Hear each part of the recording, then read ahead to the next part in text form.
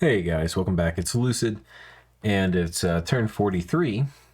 I'm here alone today, so no co-casters, maybe in a couple episodes. I'll get a message from Jomon. Man, I feel like none of my wars mattered. Pretty much, white peace with abysia. White peace? I don't know what that means. With abysia. Nothing was accomplished this war, though I managed to bait one of his assassins this turn into fighting his ninja prophet. A few options are ahead of me. My borders with Arco are temporary until he settles the Agartha question, and I'm eyeing the Mictlan lands of Ulm. It's kind of funny. I actually suspected that, but it appears they talked about it. The birds seem interested in eating Bogaroos, so I might be drawn in for seconds.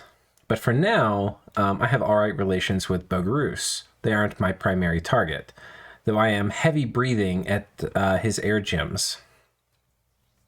We'll have to look at his sites. I didn't know he had a ton of air gems. I'm probably playing too conservatively. I'd be interested in seeing how Ravzia would play my position.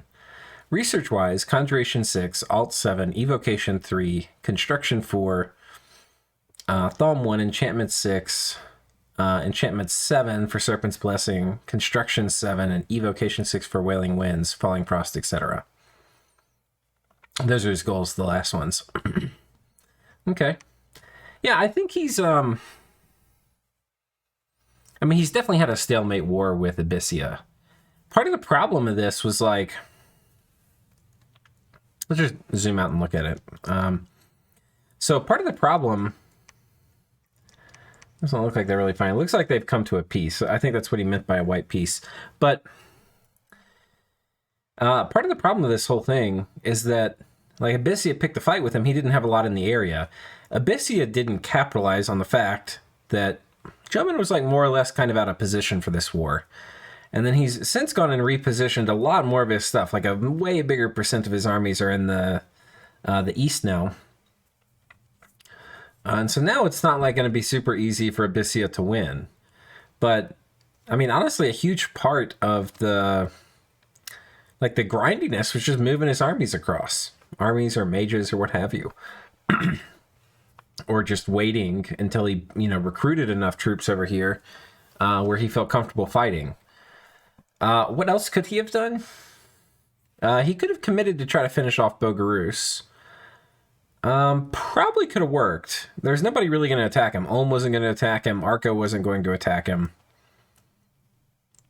So that was definitely a way to keep momentum. The question, though, is could he have kept this land? Because if he conquered Bogaroos but lost his core land, especially his cap, that's not going to be worth it. So that's really a judgment call, and it's really hard to say because Abysia kind of chickened out. If Abysia had, like, really committed, a lot of fire elementals, heat from hell, a bunch of things like that, might have been he could have won against Jomon. So that's always the risk Monday morning quarterbacking. And, I mean, I don't think he could have, like, really quickly conquered Abysia. Because he was kind of outgunned for a long time. And he'd have to kill a huge Abyssian mage corps if he just, like, took his army, marched, and started trying to take forts. So, yeah, I don't know. I'd be interested to see what Ravzia thinks, too. I'll try to remember that to ask him the next time we get there. From the desk of President Gerald Ford... it's with heavy heart I write to inform you that the death of my beloved wife and one of the finest first ladies the country has ever known, Betty Ford, she died in glorious service to Abysia fighting a ninja. Okay, so I guess this was an assassin. Her heat and demonic presence will be dearly missed. I know those whose lives she touched with 2 life-draining daggers she loved so well will be forever grateful for her dedication to this great nation. God bless you and God bless Abysia. Making peace with Jomon, they keep the throne, but give me 4 turns of gems. I give back 78, thinking I should attack Falegra. No non-aggression pact. Okay. Patala giving us what is left, and then sending us a farewell message. It's hammer time, that is all. Please remember me in case you need people to fill up future casted games. I promise many memes and to blossom from the ashes of defeat like an asbestos-covered Twinkie. Excellent. And thus we drift off to distant sleep, cradled by the branches of our heavenly banana tree. Our peoples may depart this world, but every new branch leads to twice as many adventures. Farewell. All right. Well, farewell to the monkeys. I don't see any battles here, so it looks like they're not technically out of the game yet. Let's come down and find out. Yeah, this fort still hasn't been cracked, so I don't think they have much inside the fort. So they're basically done, but we'll have to wait and see. We have a magic phase attack from Lemuria onto Ulm. He's sending in 2 consoles, both Astral 3, so no gear. String Port Skeletons. I personally like to buff mine up a little, you know, like get some skeletal body. It's pretty nice to cast. Astral Shield, also really nice before you do the Skelly spam. Put them in the same tile, you can get some efficiency on the other buffs, Blessing, Unholy Protection, all that stuff. Anyway, it doesn't matter here, they end up taking that. Oh gosh, I'm a little disoriented. So, God, almost just wanting to this is not how you want to fight Lemuria. This is like, you don't... He's killing Lemurian stuff, but this is just, oh gosh.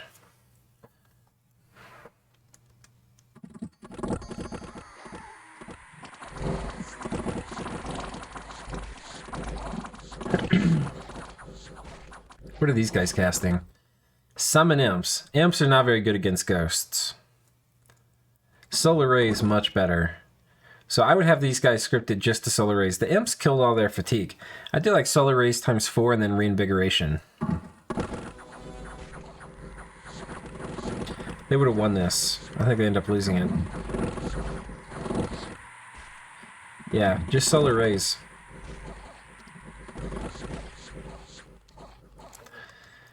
So, loses the Vampire Count, who will be back. Loses the Thralls and Wolves. Really, the loss here is the PD. I mean, he killed some stuff, but this is not, you know, the kind of trade you want to make. Goes back in here. Back in here. And this is something we were talking about last episode. Like, you know, Ulm is like kind of paralyzed by fear of this deep raiding. He's summoning imps. This is the wrong move. Solar Rays. And more mages, right? So you build a lab, you stop recruitment for a turn or 2. Instead of blood hunting like, you know, 5 provinces, you blood hunt like 2. And the 2 provinces you blood hunt, you have like, you know, 6 or 7 mages. And they're all doing Solar Rays. That will just delete this. Like, let me show you what happened, because somebody probably cast Solar Rays at some point.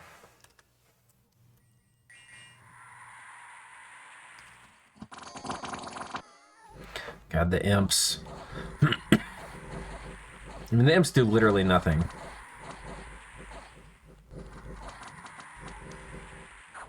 I mean, imps are a fine spell. They're just not good here. Okay, actually, there's no Solar Rays. This is just not a good play. Let's watch here where I think we did get to see it.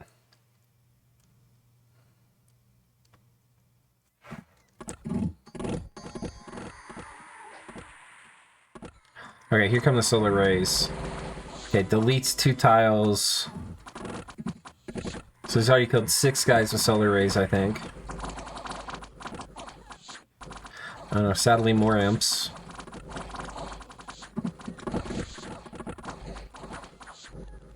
God, there's really not much. Yeah, this is just misplay. Solar Rays, my friends. This should have won.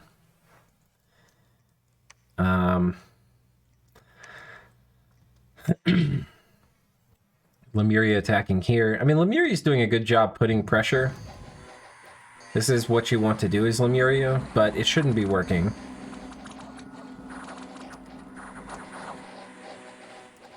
Solar. Let's watch this, because there actually was a lot of Solar Rays coming out. It's not a very big Lemurian army, but okay, that's minus... We got 2 dead already. 2 more dead. So there's 4 dead. Banishment. And then this kills 2 more, or 3 more even. So I think we're at 7 dead. There's 2 more dead from that, 9. Banishment killed 2. Solar Rays killed 2. 11. I think that only killed 1. 12. And it's over. Like, look, these adepts of the Iron... This one adept of the Iron Order, he won this whole thing. The Black Priests, they did some banishment. It was this one guy. He won the whole battle. There's this guy. Look at him. Solar Rays, Solar Rays, Solar Rays. This little guy right here did all the work. All the work. Okay? So, anyway. That's how you do it.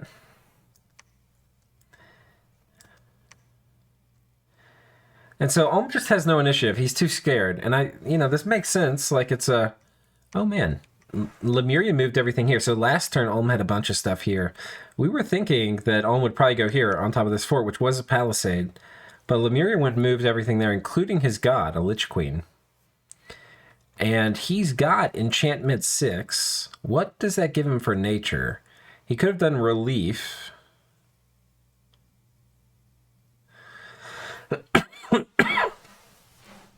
Maybe he could have cast Foul Vapors, too. Foul Vapors could have swung it.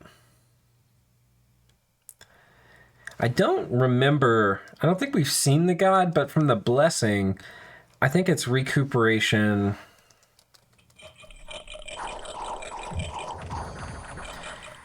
Yeah, Recuperation, so it's Astral 5, Death 6 or 7, and Nature 5. But he may have just a casual Water 1 path. Hard to say. Very hard to say. Anyhow. I think Lemuria's score graph went up a little bit this turn for army size. Yeah. Acceptable attrition. Ulm's went up a little bit too, but Ulm went down in provinces. So this was actually a good turn for Lemuria. Very good turn. Army graph went up and province graph went up. He can't trace income from all these things. And again, we're just going to keep repeating ourselves. When you attack Lemuria, you need to have a plan. The plan needs to involve supply items, a doom stack where you go take forts, ways to kill ghosts, and then some counter raiding thing, and you have to go for it. Don't fight them to do this like casual poke raiding. I don't think that's like really a great plan. Because you don't get anything really from your side. Like, he's down in provinces from the start of the war. Even though he's been winning the major battles, right? And he's been losing units and mages. He just hasn't gained anything from it, right? Like when you're fighting Lemuria, you want to you want to put them down quickly. Like you don't want to some nations, you might casually raid and, you'll swap land back and forth. You'll be up some gold if you're doing well. It's not really going to happen with Lemuria. When you fight them, you need to be planning to put them down. So, anyway, that's that. So, Abysia and Jomon pieced out. Coming down, let's go to Satis and Felegro. Oh. So, Satis finally rides out. Not with anything worth much. This is just garbage, but no mage support. Decent number of crossbows from Felegro and these big giant hoplites. Cyclops warriors. Magma bolts. So yeah, hardly loses anything. Wipes out the Satis army. The Satis army really needs mage support. Don't know what more to say there. And he's about lost all of his cap circle while he's sitting in there. Appears to be commanded by Can't Make Tomb Chariots, the reassembled prince who radiates power. Okay. Yeah. I mean, Satis needs to make plays. We've talked about it. He should be able to. He's won some kind of important victories. We got Bogarus still sitting on this fort. He's sitting on this Patala fort.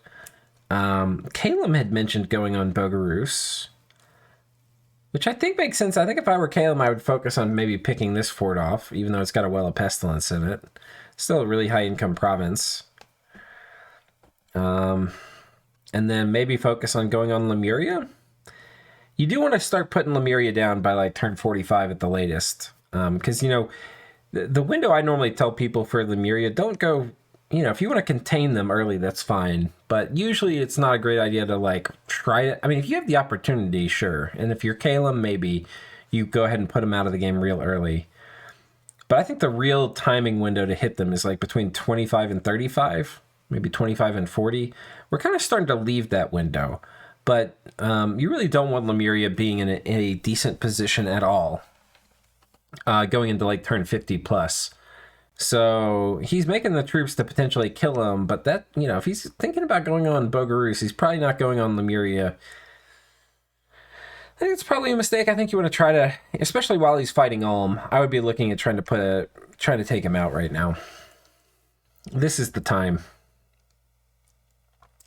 And it can be, I'm not saying you have to like dedicate yourself to their destruction, especially if you try to attack him, it doesn't work. You're going to come to some kind of peaceful agreement and hope, the game throws you a nice break, like maybe somebody else attacks him and it works or something else. But it is definitely something you want to look at doing.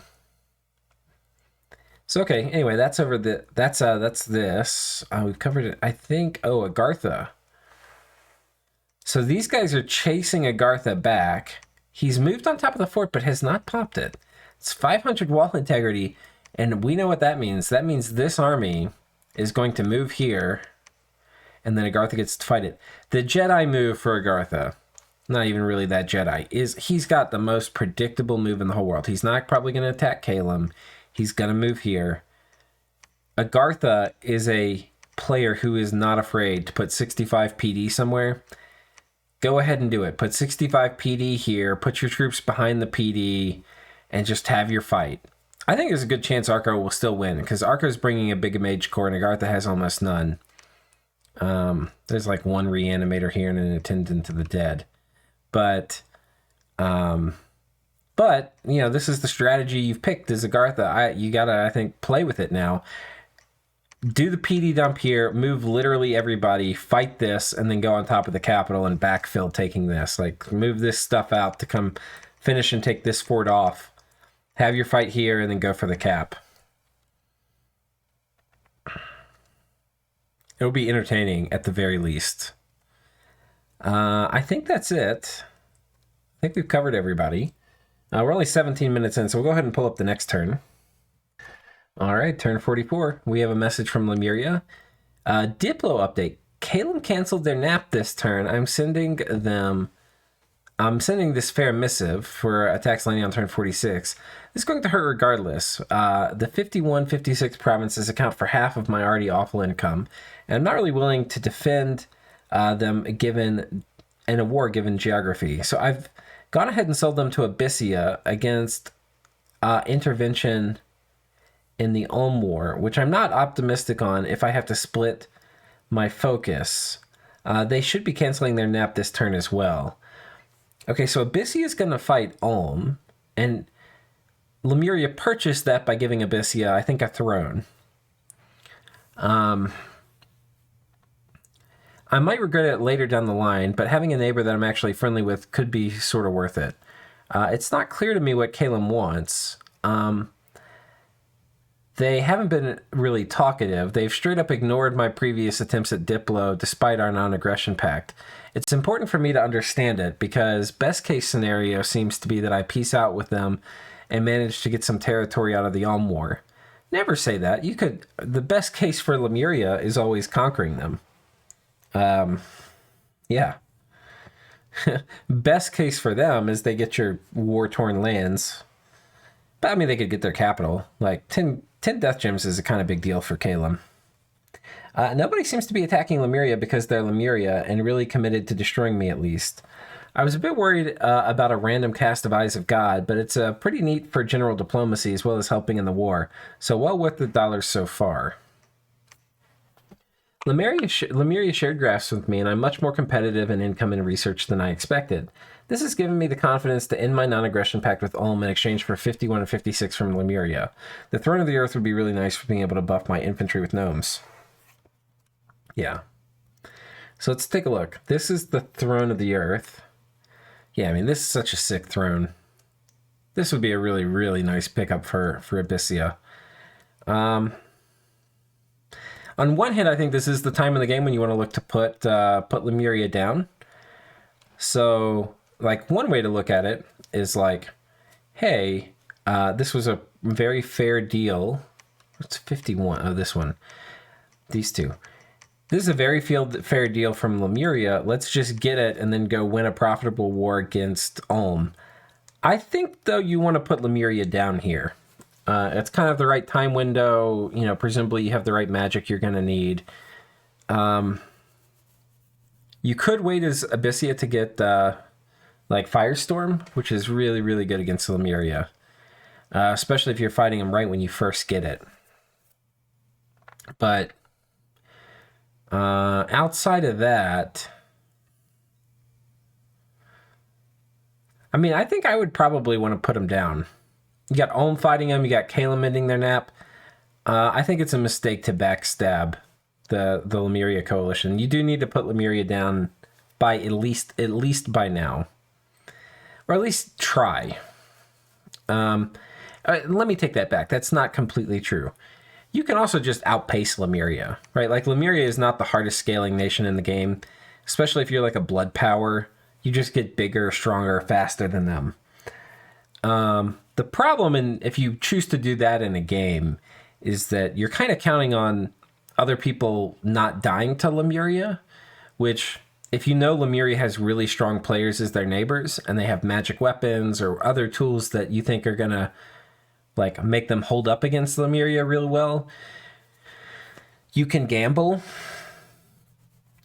But one of the things while Lemuria doesn't scale the hardest into the late game, what I think they do is they do scale, like, they expand quickly. Like, Lemuria can siege forts probably as fast as any nation in the game, right? They can raid as fast as any nation in the game. They're super mobile. They're really good at taking forts. And they have, like, huge quantities of armies to, like, wash over a nation. So, while it is a good idea to try to put Lemuria down by turn 40, you don't have to. But if you're not doing that, you really need to be putting yourself in a really good position. You know? So,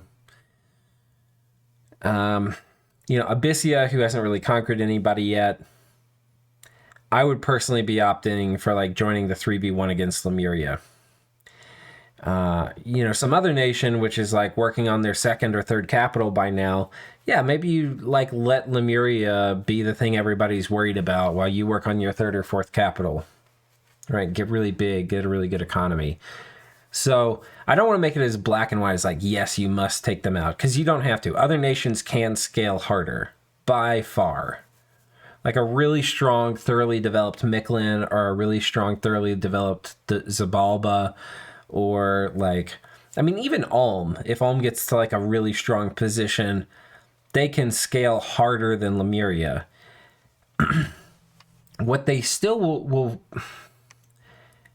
rarely have is that, like, once Lemuria gets big armies, especially in a new player game where people might not really know how to deal with ghosts, though Ulm's doing a pretty decent job.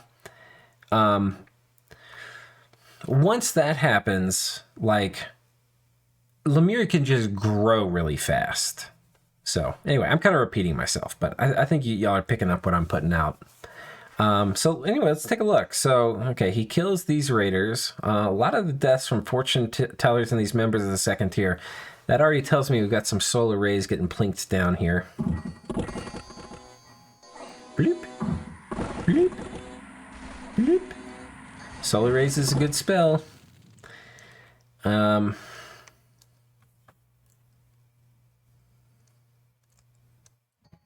And this is kind of the problem with this, like, defensive raiding mindset that Ulm is in, is he's having to defend everything where he may have to fight up to 100 ghosts, and he's losing a lot of mages and priests and stuff, and it sucks.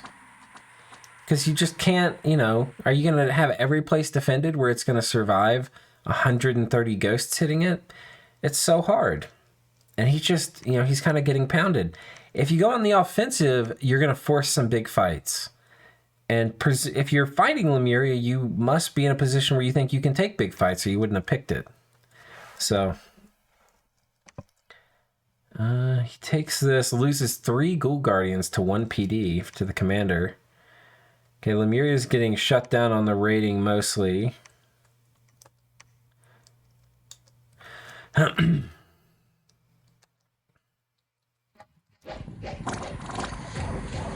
He can be doing solar rays all day. I don't know why he's waiting so. Oh, it's not solar rays. Is that Iron Blizzard? Oh, he's got Iron Blizzard. That's really good, actually. Okay, he kills those, and then these guys come over here. Oh. So this is Horde of Skeletons. He's got 2 Grand Lemurs, and I think we have scored Horde of Skeletons versus Iron... It should be Iron Blizzard. And Iron Darts.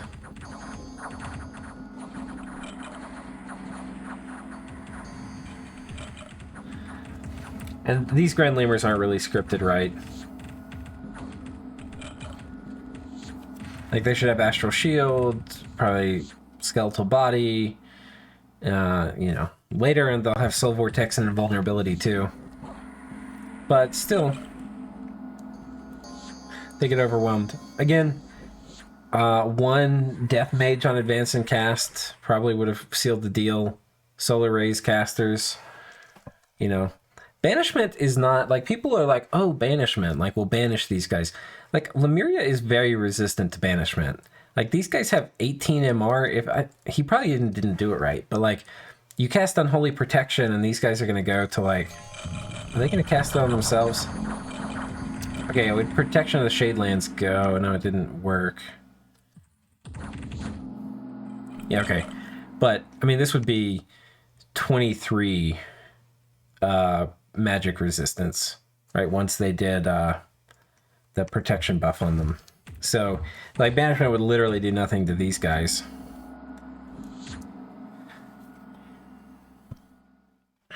Solar Rays, dust to dust. The way I would think about it is I would make sure, because, like, these guys could go here, or here, or here, or here, or here.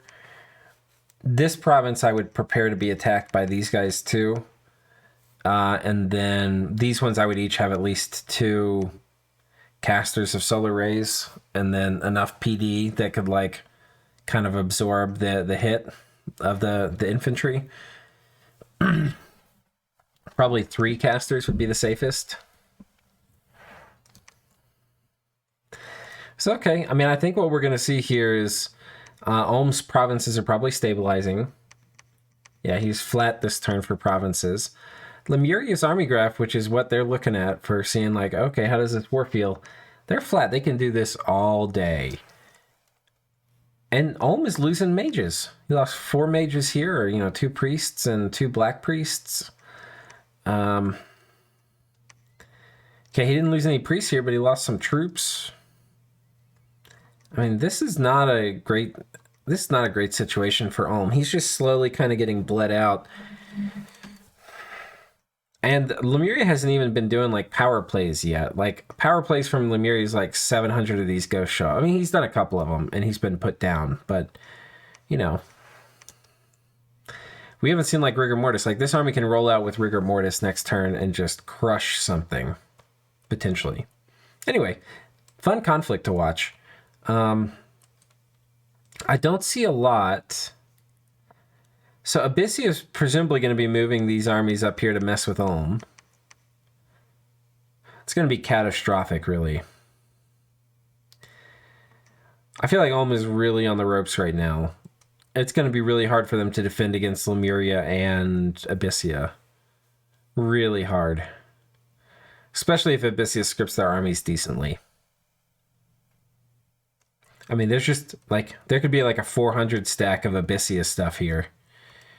And Abysia stuff has shields for the most part with some crossbows.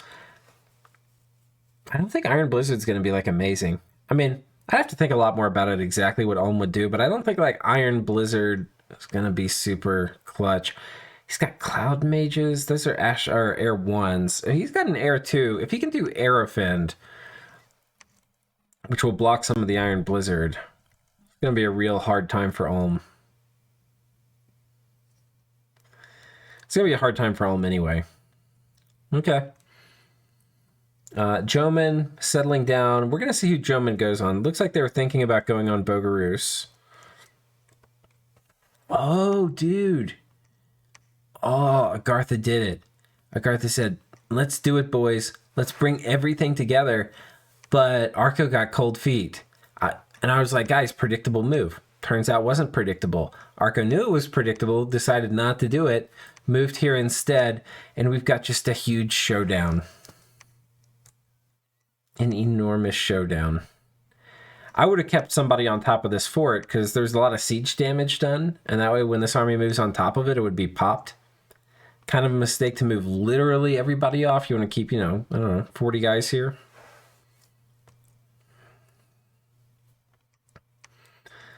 Oh, this army's going to be starving.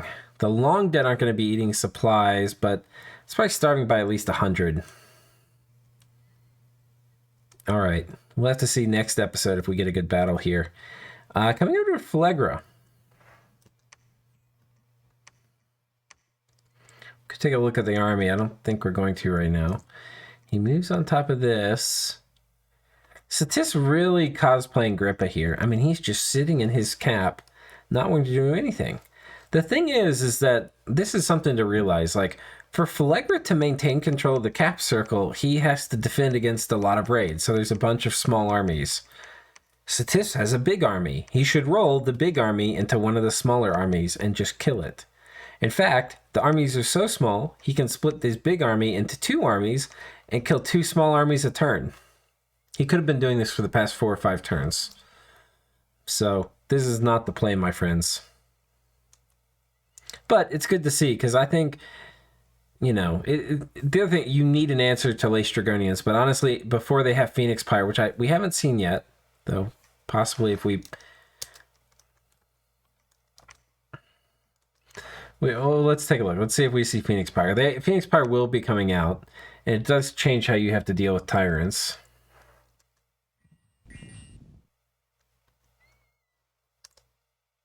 Yeah, no sign of Phoenix Pyre yet.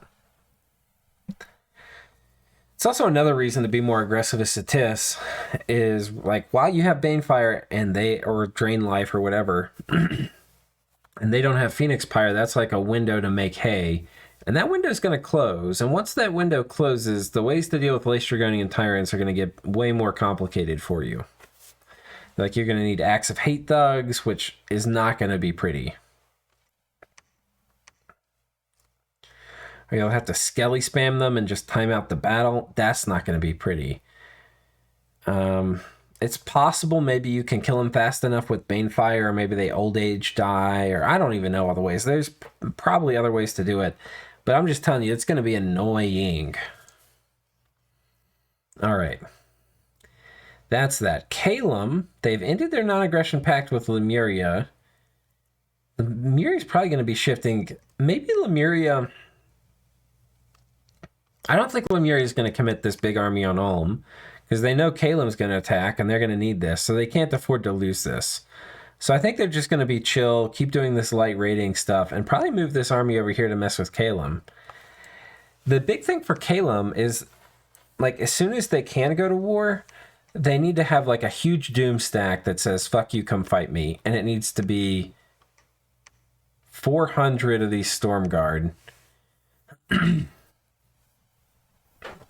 Ideally a relief caster, though that's not something late age Caelum can do easily, and a Storm and Thunderstrike communion, or not communion, but Storm caster with a bunch of the Air 2 guys casting Thunderstrike, and supply items. But if he has that, he just boom takes this, boom takes this, boom takes the cap, boom takes this, and just goes around. He'll need it. Other squads dealing with the Lemurian Raiders, but that shouldn't be too hard. Sorry for the cough. So it'll be interesting to see how this plays out. I mean, Caelum is making the right troop. Like, the Storm Guard are scary. Very scary for Lemuria. Unfortunately, Caelum probably thinks he's about to be jumping in like a 2v1, but it's probably mostly going to be a 1v1, because I think abysia is going to demand all of Ulm's attention.